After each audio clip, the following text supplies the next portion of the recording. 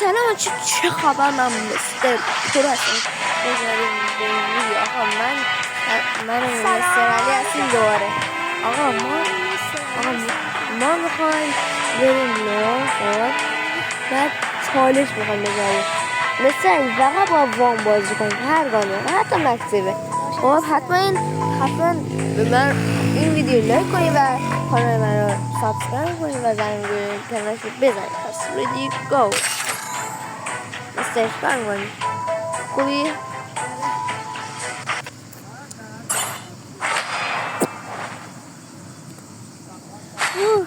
آقا دیزرت میگم فقط با وام بازی کنیم.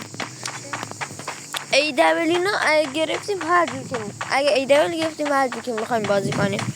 مستر تو جلوی خودت من جلوی خودم میرم.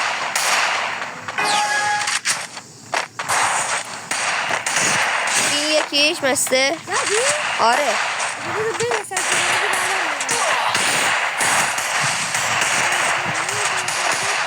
مستر چی شدی؟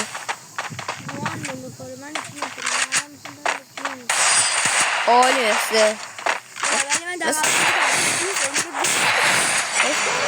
میشه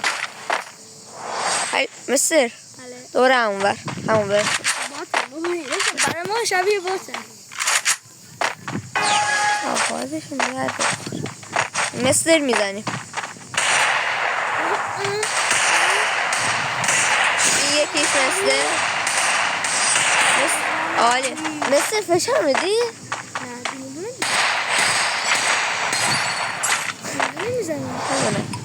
مستر بی با هم باشه تو رو خدایی فشاری بودم که همه خودم زدم. یا حسین کی تفنگ بر نمیداره اینقدر نوبه. آقا کاپشون چطوری پایین هیروه نگاه کن عجیبا غریبا دنیا چرا اینطوری شده. یه پسر من دیدم 13 اون کاپش هیرو بود.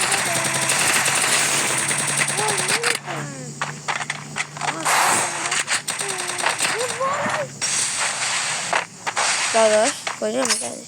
مستر چیه؟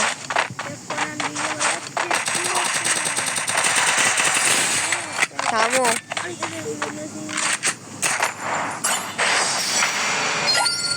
اوه آقا نیا کن چقدر من این توپولم نیا کن چقدر توپولم میبینی؟ بسه من از این بر میرم تو از اون بر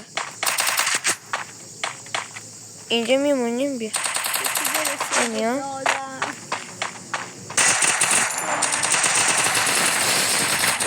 مستر بیا بیا پیشم مستر هیچ شات داداش مستر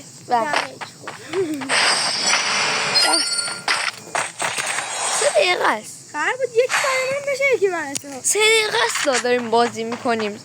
مستر آلی بس کن یه دونه اسکایس هم بگیر همینا خوبه. این 5 آوردی داداش سخت بریم ماش بهتر من که خوراک این 5 خودت میدونی مستر